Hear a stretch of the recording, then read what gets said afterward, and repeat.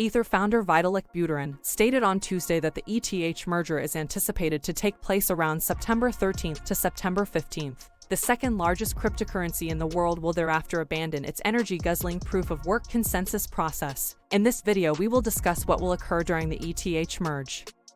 Due to the merge, ETH will use a great deal less energy than Bitcoin, making it considerably more environmentally friendly. The merger might also have a variety of far-reaching impacts. It could cause the price of Ether to crash or skyrocket, encourage widespread adoption of cryptocurrencies, or undermine public faith in them. It could even lower some security risks or increase others. It's crucial to comprehend why people use blockchains in the first place in order to comprehend the merge. No centralized authority can govern the technology, which is one of its key principles. A blockchain should be resistant to that kind of pressure, in contrast to how easily a government could influence a central bank. It ought to be able to sustain itself and be powerfully distributed. The merge is being positioned by the ETH community as a significant enhancement to the network's basic technology. Costs will address issues with the network's environmental effect and bring staking as a new utility to the native Ether currency. However, the price of ETH may not increase as a result of the merge. The method known as proof of work, the two largest blockchains, Bitcoin and ETH, have been running independently for years. In it, the blockchain is managed and protected by miners, who approve brand new, legitimate transactions by resolving challenging mathematical puzzles and are compensated for their work with the cryptocurrency of the blockchain. Environmental groups have often criticized proof of work for its massive energy consumption, which is again inherent in its design.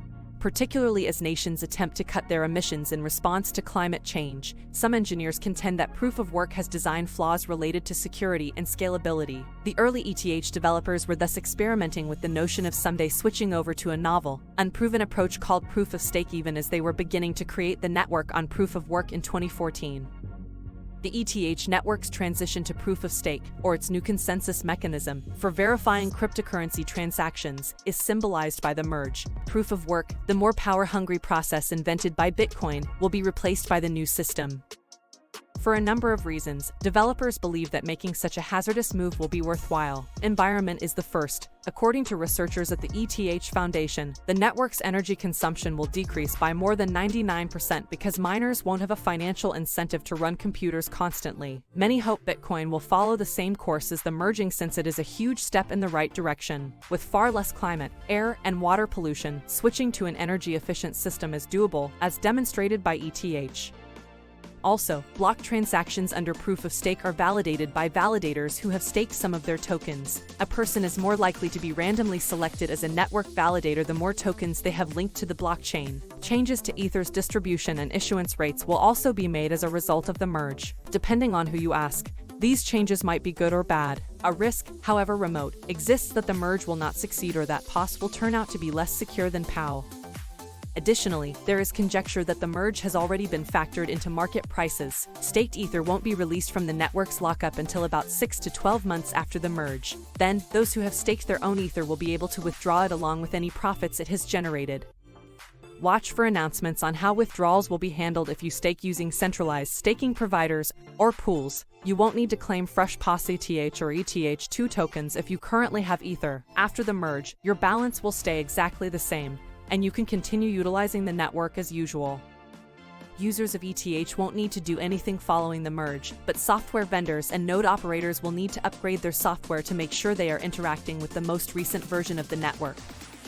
Following the merge, ETH's core developers will carry on as before with their work on the open source network, with future plans to increase network costs, speeds, and security. A method called shading, which aims to increase ETH's transaction and reduce its fees by distributing network activity across numerous shards, will be one area worked on for developers after the merge. These updates were originally planned to go along with the merge, which was also known as ETH 2.0 or ETH2, but they were deprioritized due to the success of third-party rollups in addressing some of the same issues.